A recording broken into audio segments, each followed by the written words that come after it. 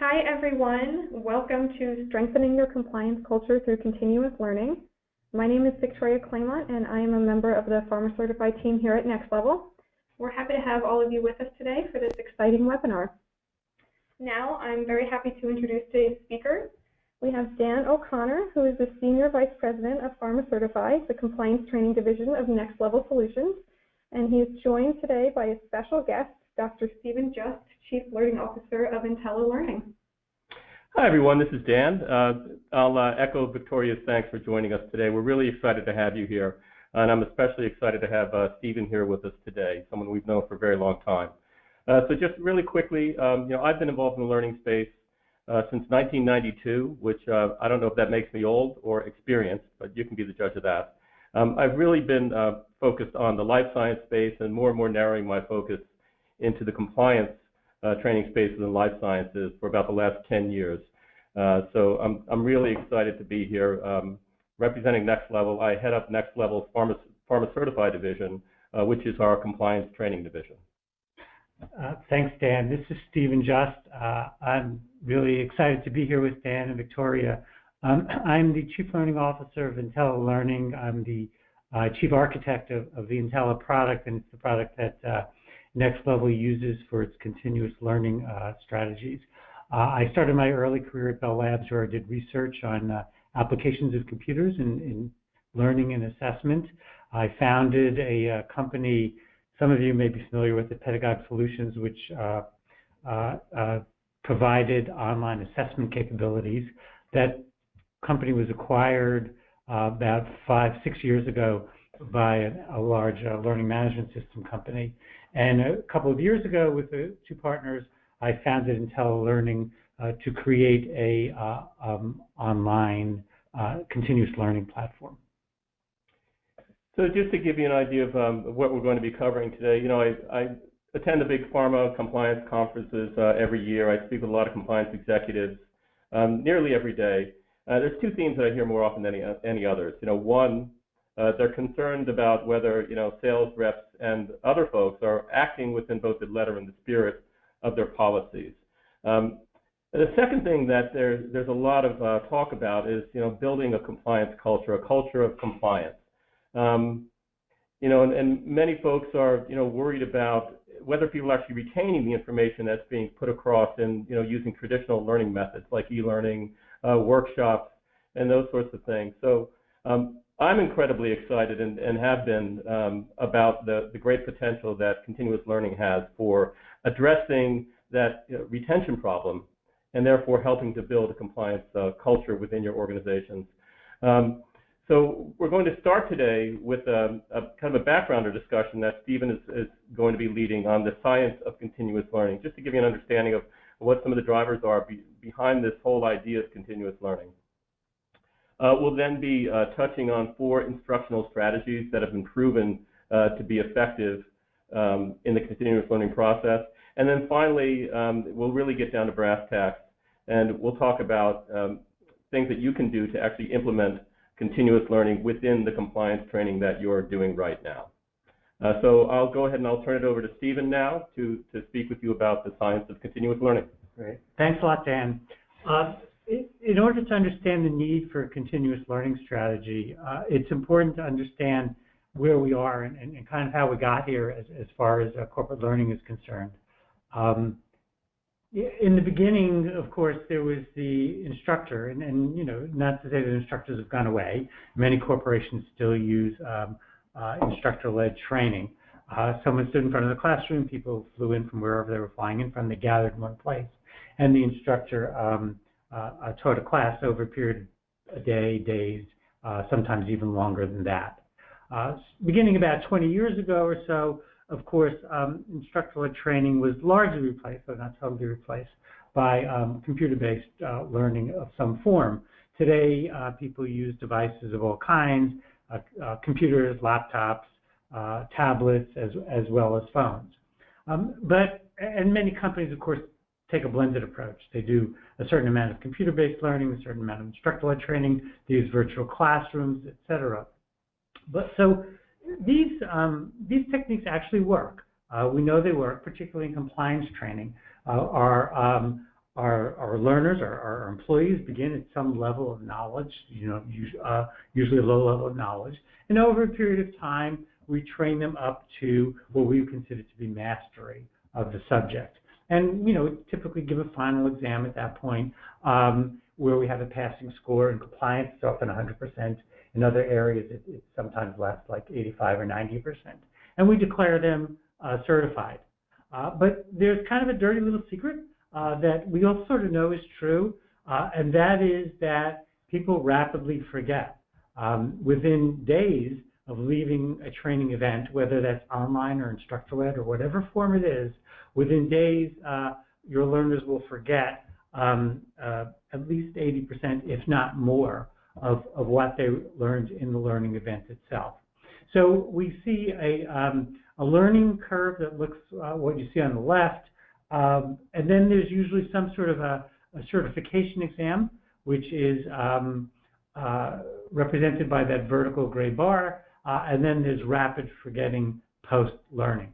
And, this is something we're all kind of guilty of. And in fact, my old company, the assessment company, we were part of this problem. We said to our clients, who are primarily life science companies, here, you train your employees, then we'll certify them, we'll test them. They will certify that they achieve mastery. We'll check the box that they achieve mastery. And we really won't worry a lot about what happens after that mastery exam is delivered. So today, we try not to think, or we've kind of reached a new era in training, if you will, where we try to think beyond that final certification exam into a continuous learning process. What happens after that certification exam is delivered? What can we do as trainers that will provide learning activities to our employees so that they will not only will it help them learn what they need to learn in the first place, but they will retain what they need to learn. And we call that resetting the forgetting curve. And those little green icons down there represent various forms of activities that you can use in a continuous learning process. So it's no longer training event oriented. Today, in the modern learning environment, we think about a learning process, not just a learning event. And so what are those little green icons? What do they mean? What do they represent? Well, so in order to understand what kinds of training strategies are effective, it's important for us to understand a little bit about how people learn and how they retain what they have learned. So let's take a look at that. The memory, human memory, consists really of three parts. The first part is what's called sensory storage. It's what we're taking in all the time from our environment. It's what we touch, it's what we see, it's what we hear. And the truth is we rapidly forget most of that, and that makes sense because in any given minute, you're taking in thousands of sensory inputs. So it makes sense that you would rapidly forget what you're taking in. What you'd like to remember, you pass on to working memory. So you have an instructor talking, you're listening to me right now, maybe you're trying to remember a few things I'm saying, you pass them into your working memory. But working memory actually turns out is very limited, and we rapidly forget what we put into our working memory. We might rehearse it, we think it, which helps to retain it in working memory, but we do rapidly forget in working memory as well. So the way to remember long-term is to pass that information or that knowledge into long-term memory.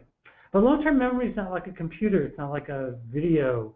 There's storage decay in long-term memory. If we all have that experience where we see something, we hear something, we want to remember it, we say, I'm going to remember that, and an hour later, a day later, we've forgotten it. And that's normal. That's the way long-term memory works. So then the question is, how do we remember? How do we get our learners to remember what we want them to remember over a longer period of time? And the way to do that is to force them to retrieve from working memory, from long-term memory back into working memory, and then reprocess that information back into long-term memory. And that's called the re-encoding process. So that's a really quick tour of how our memory works, how we learn, and how we remember what we've learned. The question is, what works? I mean, what's effective? How do we prevent people then from forgetting? Well, if you look at the product that IntelliLearning has created, everything in our product is evidence-based. I've done a lot of research in learning. I've spent a lot of time reading academic literature on learning.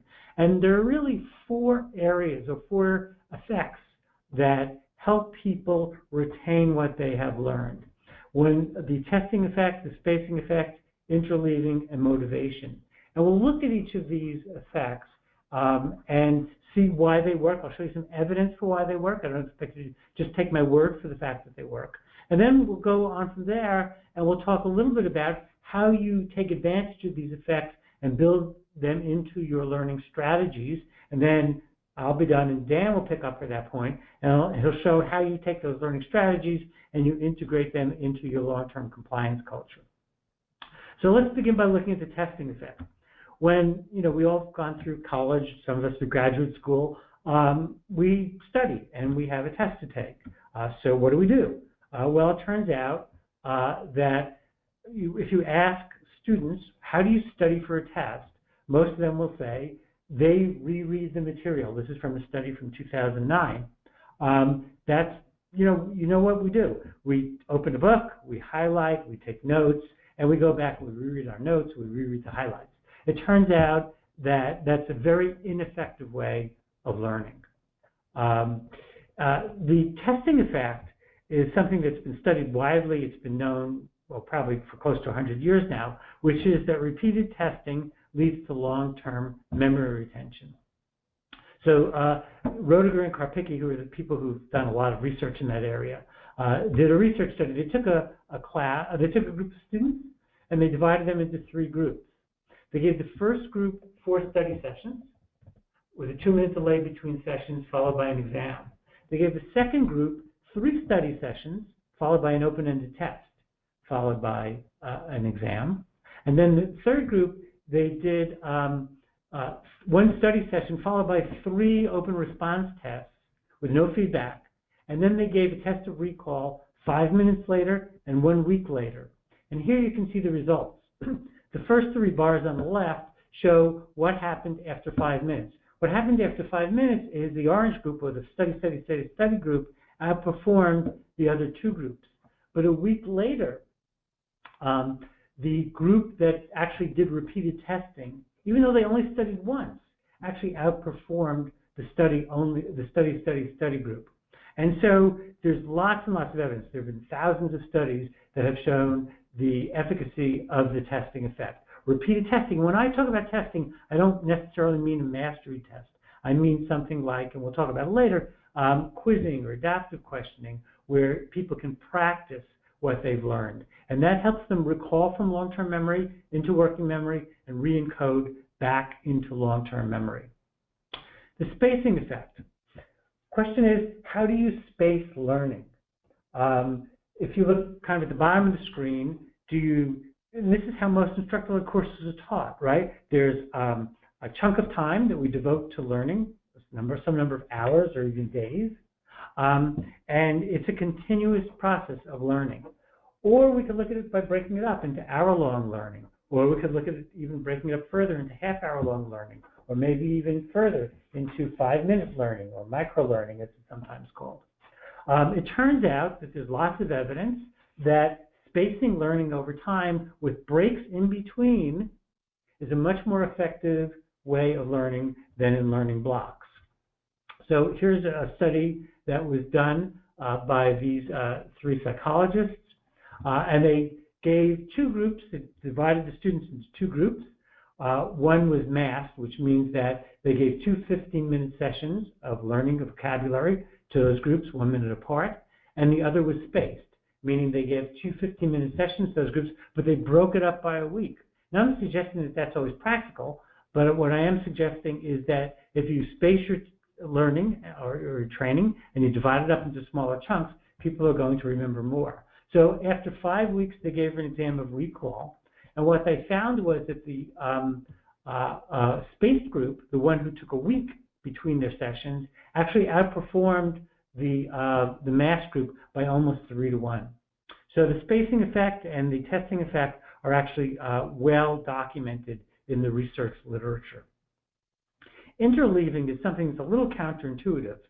Most of the time we teach in the following manner. We do a math presentation. You teach all of topic 1, then all of topic 2, then all of topic 3, then all of topic 4.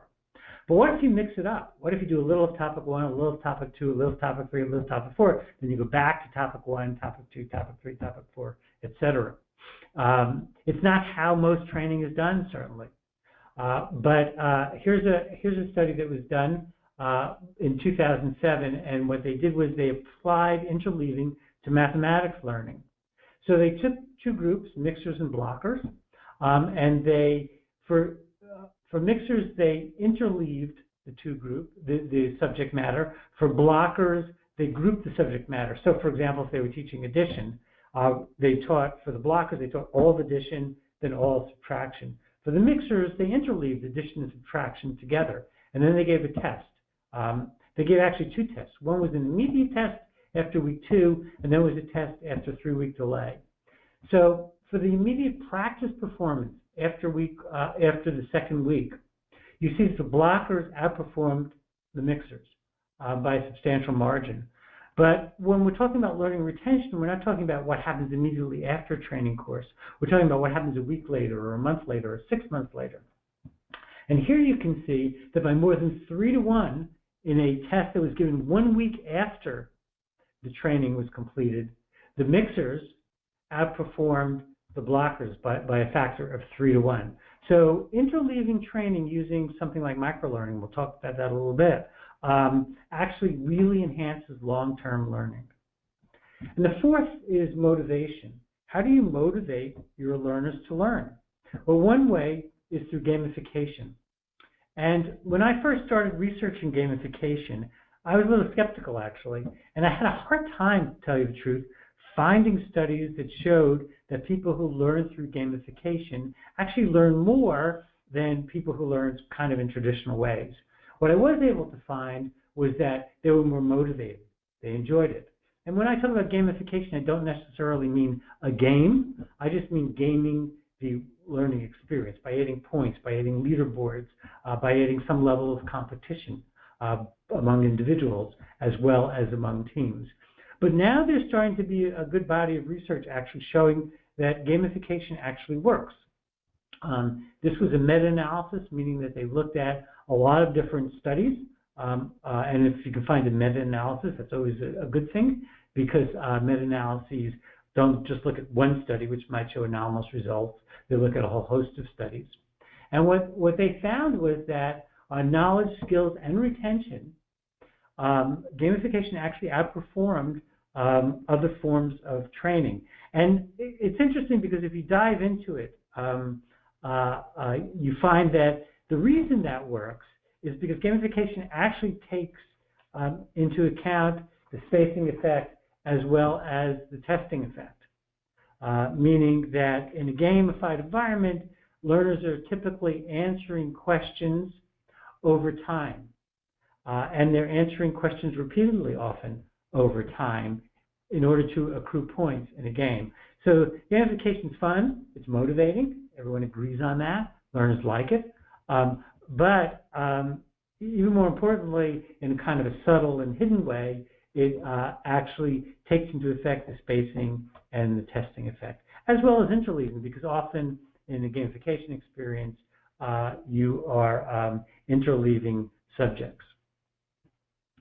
I'll break in here for just a second, and I just wanted to encourage all of you, if you have any questions, to feel free to just type those into the chat box, and we can answer them as they come up at various points, and then we'll catch up on any that are remaining toward the end.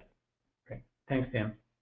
So now the question is, if we know these effects work, if we have documented evidence through valid academic studies that these effects work, what are the practical consequences of that? How do we take those academic effects that have been studied, and how do we put them into practice in a meaningful way through instructional strategies? And through my research and studying the research of others, I've categorized 4 instructional strategies. I've identified 4 instructional strategies that actually use one or more of those learning effects. And let's take a look at each of these strategies in turn: review and reinforcement, gamification, which I've talked about a bit, assessment, and microlearning. Review and reinforcement. The way review and reinforcement works is that you have a pool of questions, and you ask your learners to answer these questions. Then, based upon their responses to the questions, you can quickly figure out what they know and what they don't know. You can provide some remediation in terms of feedback if you want, but you then categorize the questions as what they know and what they don't know, and you do go through multiple rounds of questioning. It's called adaptive questioning. And what you do is you emphasize, or you weight the questions they get wrong more frequently, and they see them more often than the questions that they succeed in answering correctly. And you set up a success criterion, typically 2 or 3, meaning if a learner answers a question correctly 2 or 3 times in a row, that will be considered success, and then that question is retired. And the goal of a review and reinforcement exercise then is to retire all the questions in our product. In Entella, we call it learning sprints, in that learning sprint. So you might put 5 or 10 questions into a learning sprint. You might have multiple rounds over a period of time. You might space them out over a period of days or weeks. Now remember, one of the differences between continuous learning and standard learning is you're typically delivering these learning exercises when your employees are back doing their jobs. So you don't have dedicated amounts of time. You can't pull them out of their jobs. So you need to make these learning exercises relatively small, no more than 5, maybe 10 minutes max at the beginning of any day, maybe a few times a week. Because otherwise they're going to say, your employees are going to say, well, this is interfering with me doing my job. So all of the learning strategies that I've identified and that we're going to talk about over the next couple of minutes actually are meant to be delivered in small units, no more than 5, 10 minutes max, maybe a few times a week.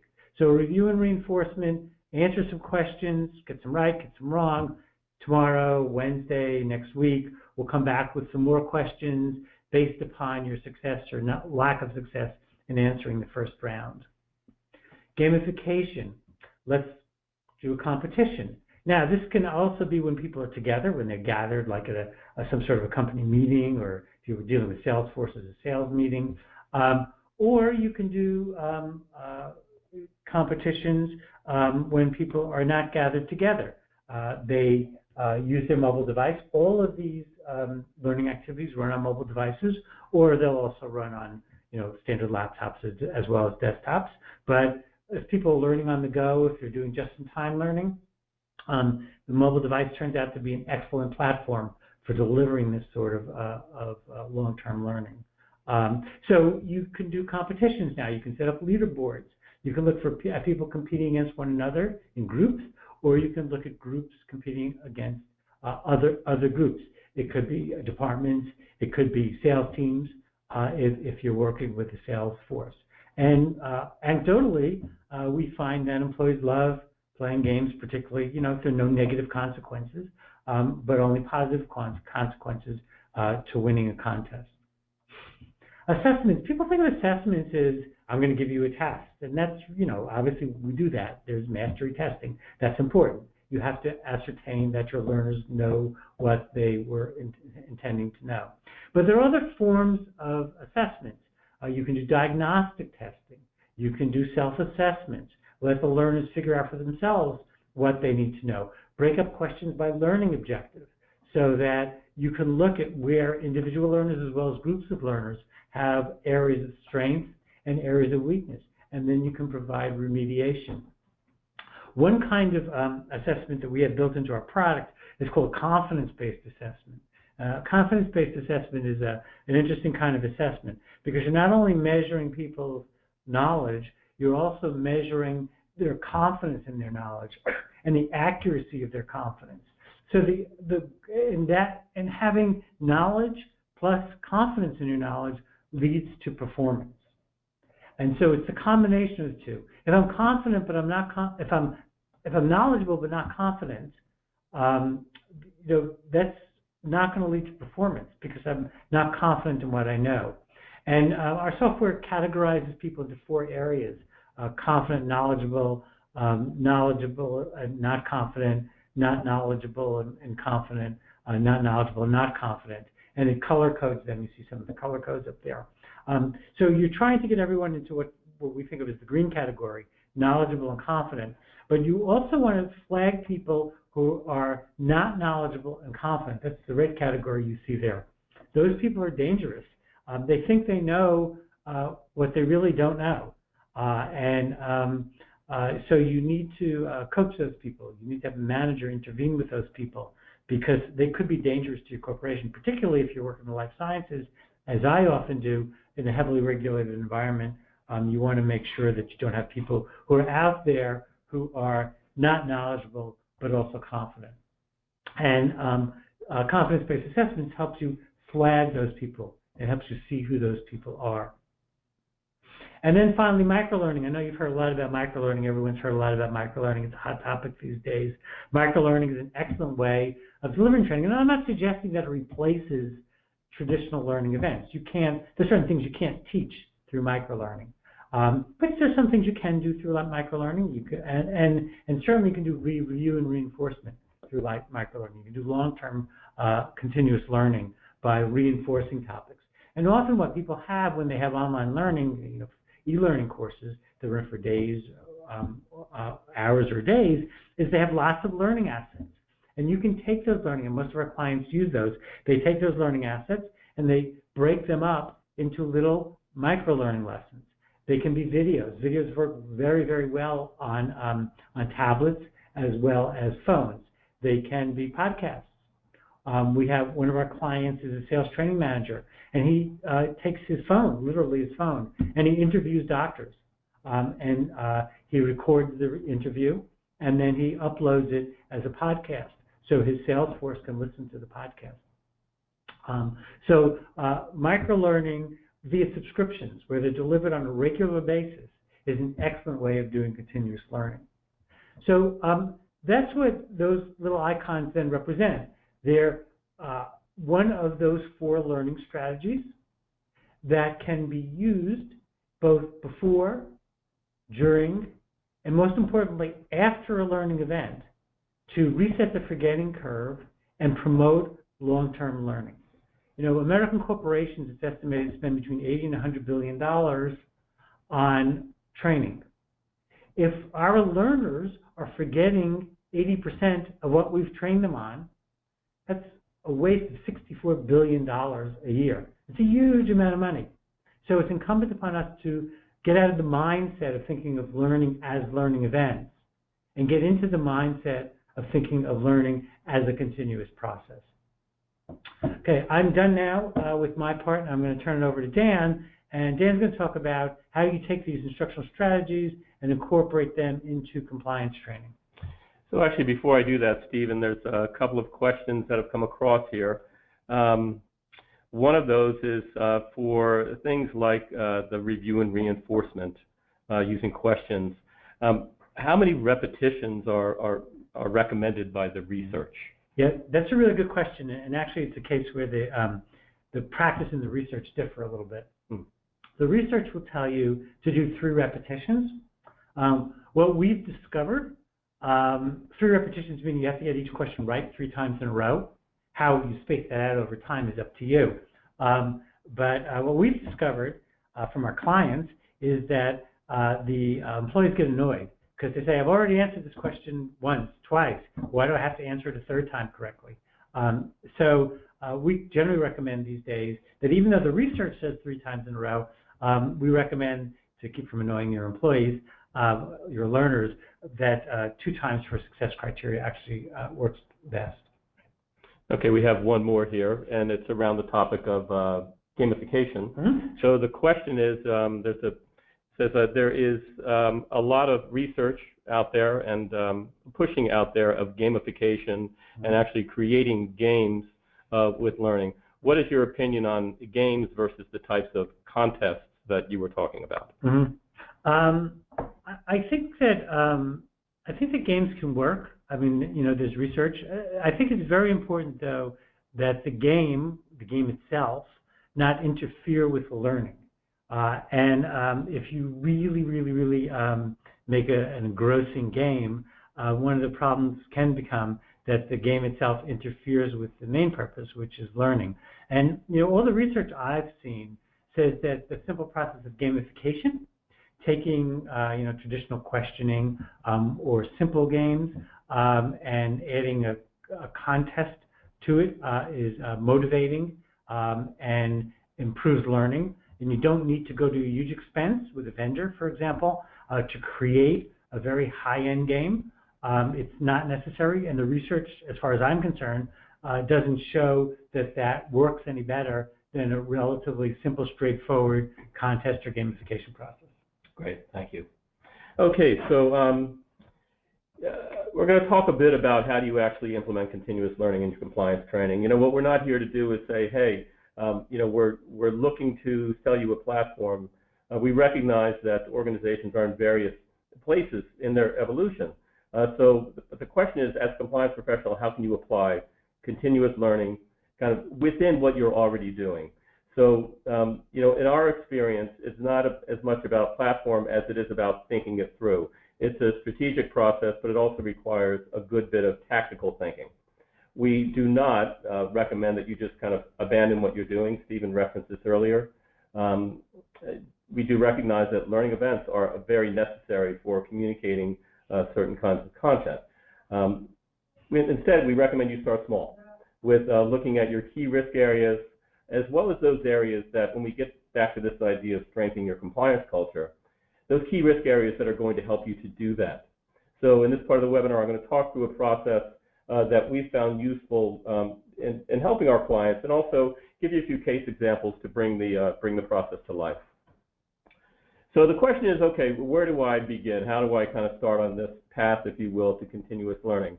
And first and foremost, it's important to start by thinking strategically. In other words, think about what's my business objective, my tangible business objective that I'm trying to accomplish. Then, once you're clear on your business objective or objectives, you can ask yourself the question, okay, so what learning needs to happen in order to achieve this business objective? In other words, what are my learning objectives associated with those business objectives? Thirdly, you can begin to then develop content and activities to support your learning objectives. Fourth, then, is to put together a realistic schedule for rolling out the various learning activities that you've identified. And there's a couple of aspects to that I'll touch on. Fifth, you need to get the activities, the content out there, whether it's through webinars or sales meetings or through your LMS or whatever means you happen to have at your disposal. So we'll look for a couple of minutes at each of these in a bit more detail, beginning with setting business objectives. So let's say you're in a company that's moving strongly into the global market. You're expanding to China, you're expanding to Russia. So as a compliance professional, you recognize that there's risks in this, significant risks in that expansion. So you come up with a business objective that you'd like to reduce global corruption risk by increasing employee understanding of these risks. So then, with that clear business objective in mind, you sit down with your compliance colleagues or others in your organization, and you brainstorm, okay, so what do people actually need to know in order for us to accomplish that business objective? And that's where your learning objectives come in. So these are some examples of learning objectives that might be associated with this objective of reduced global corruption risk. So once that's done, you then move on to developing content and activity. And our first and foremost recommendation is kind of start with where you are, okay? So start with your existing content. Leverage your existing assets. For us here at Next Level, we're fortunate that we have an off-the-shelf library that we can leverage into activities. This is a storyboard for our Global Anti-Corruption course. No doubt you have storyboards, you have PowerPoints, you have all manner of learning assets that you can take a look at as a first kind of starting point when you're thinking about pulling content together around your learning objectives. So, your assets might include e-learning modules, policy documents, case studies, workshop materials, quick reference cards, videos, podcasts, all manner of assets that might relate to a particular learning objective.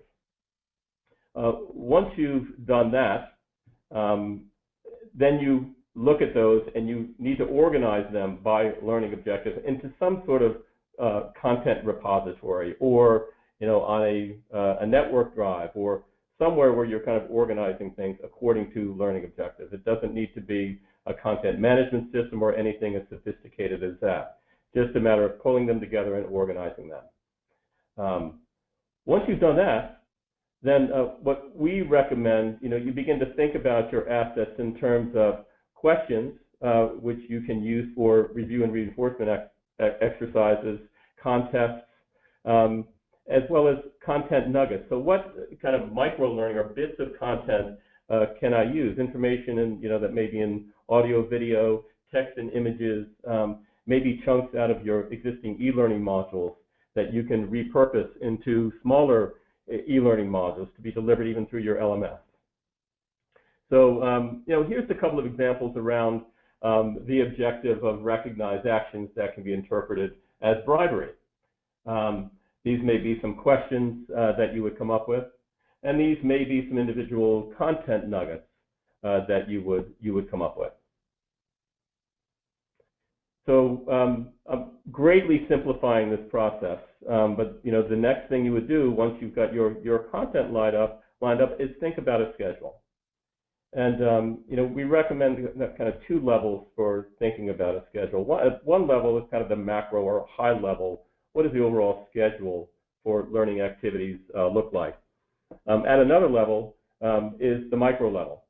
So at a macro level, what does this kind of learning and resetting the forgetting curve look like with the various types of activities you have available to implement continuous learning? On a micro level, it's thinking about things like, okay, how many times do I want people to answer this particular question correctly? Over what period of time do I want to push these questions out to folks, or these groups of questions or micro-learning out to folks? So those more detailed parameters to think through so that you're aligned with the principles of continuous learning that Stephen covered earlier. So, we end up with, to go back to what Stephen talked about, 4 types of activities to deploy. And we're suggesting that you use these activities in whatever way you can. Start with where you are right now when it comes to deploying content. You don't need a continuous learning system to send emails with that link out to questionnaires for folks. We may have an assessment engine that's already built into your LMS. Use what you have in order to roll out your continuous learning strategy. So we'll look at just 3 cases right now to kind of talk about how, in the real world, some of these strategies have been implemented. The first one is around code of conduct reinforcement. A particular client had a code of conduct that was rolled out about 4 years earlier. And they were very good about putting together a yearly refresher e-learning module around their code of conduct. And each year it would focus on specific situations that they thought were important based on the data they were gathering from the organization. So their objective of this project was to ensure proactive situational understanding of key principles of the code. So rather than rolling out a refresher module once a year that they were doing, we helped them to think about how they might roll out refreshers over time through a continuous learning process. So the first part of this that they engaged in was conducting a diagnostic assessment to see what the current knowledge level was of folks in the field and in the home office. Once they did that, they then took a look at those results. Based on those results then, we worked with them to lay out what we called a Know the Code e-learning series for them. And it was a very stylized series of basically e-learning modules that really didn't look like e-learning modules. Kind of took on a streaming series kind of look, so something different that people would be engaged in. We then, following each one of those, folks received a sprint of review and reinforcement using adaptive questioning technique. They were then issued, a period of time later, a mastery assessment. And then the client was able to look at those results and then determine, okay, what additional review and reinforcement was going to be necessary, and repeat that process if needed. So they would typically, it was typically about a 3-month cycle over a period of year that they were looking at this project. And here's a couple of examples of what things look like. You know, you can see the kind of an image of the Know the Code module there. It does not look like an e-learning module. It kind of plays, and there's no narrator. But the idea is that what they were trying to do is really engage folks in the process of learning and help to drive retention.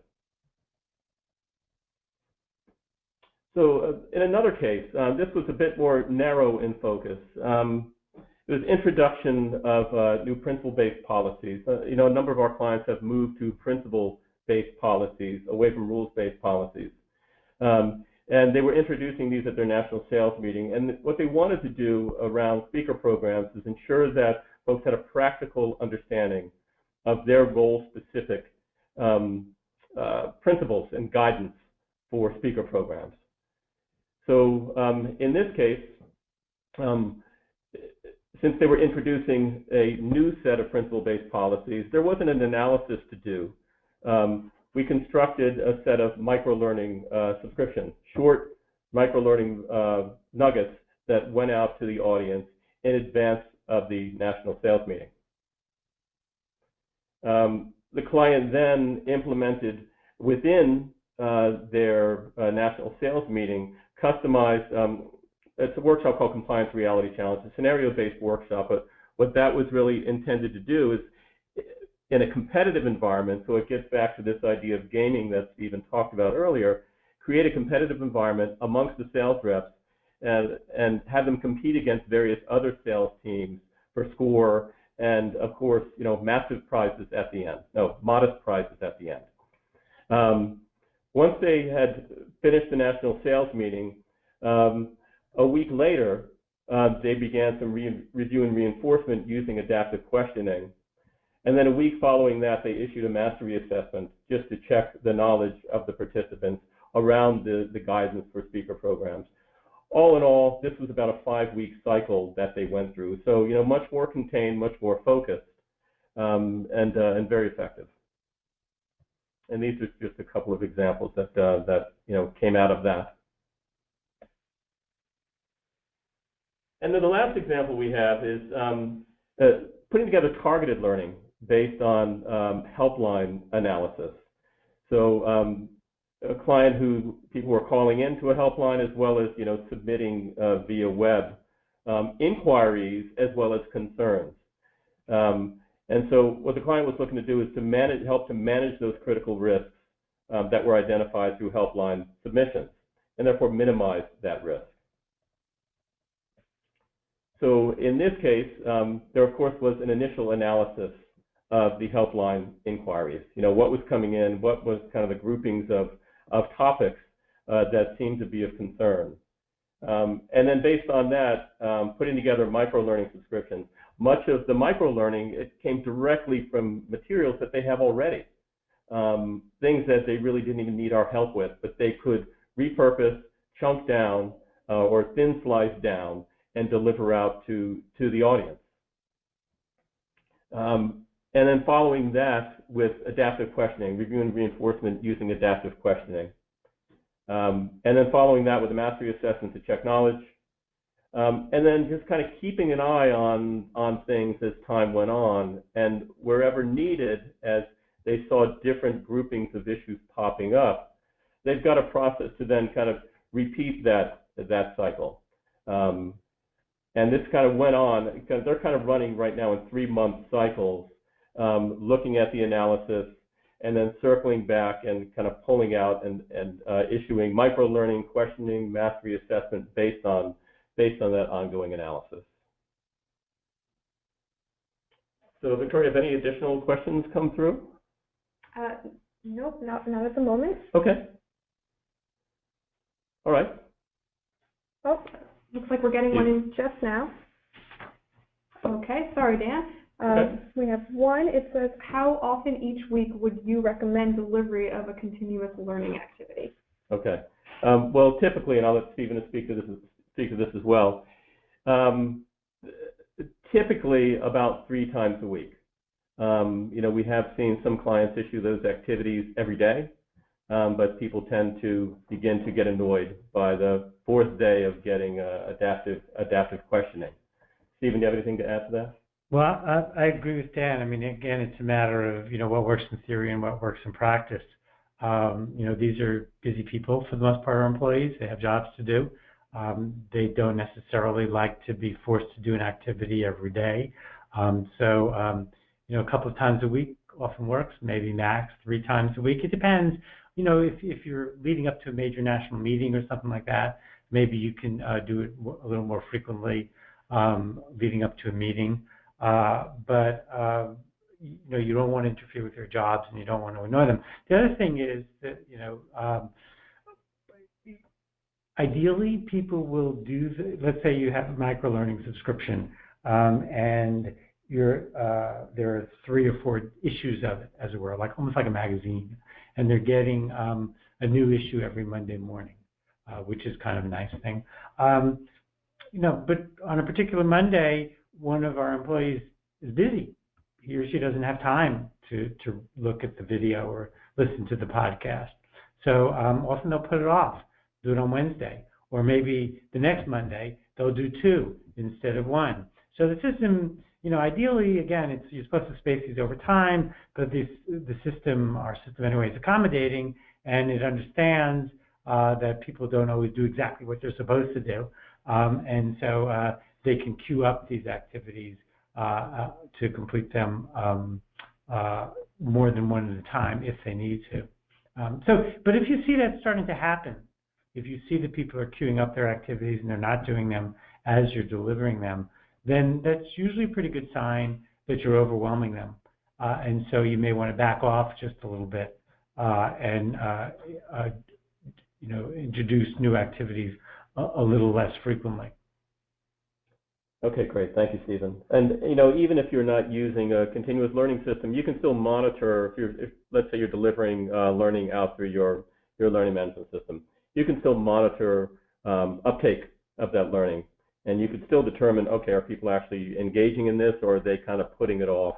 You can look. Most of the learning management systems we've seen, they'll tell you when people start and have completed an activity, so you can get a very clear idea of what the patterns are. That over time you can begin to adapt your approach to what is actually working kind of in the kind of cycles and the ebb and flow of the things that are happening in your organization. So we'll just quickly recap. We've covered a lot of ground in about the last 50 minutes. And so I just want to check in here. Victoria, any additional questions pop in? No, not at the moment. Okay. We covered everything. Okay, terrific. Well, I just want to say that both Stephen and I sincerely appreciate your time, your attentiveness. Our goal was really to give you practical information that you can put into practice right away, kind of starting from wherever you are. So our sincere hope is that we met that objective today. So thank you very much. Thank you, Dan. That's great. I enjoyed it. Great. Thanks, guys. So yes, again, as Dan and Stephen said, thank you guys, everyone, for attending. We hope you did find the information helpful. And thanks so much, everyone, again, and have a great day.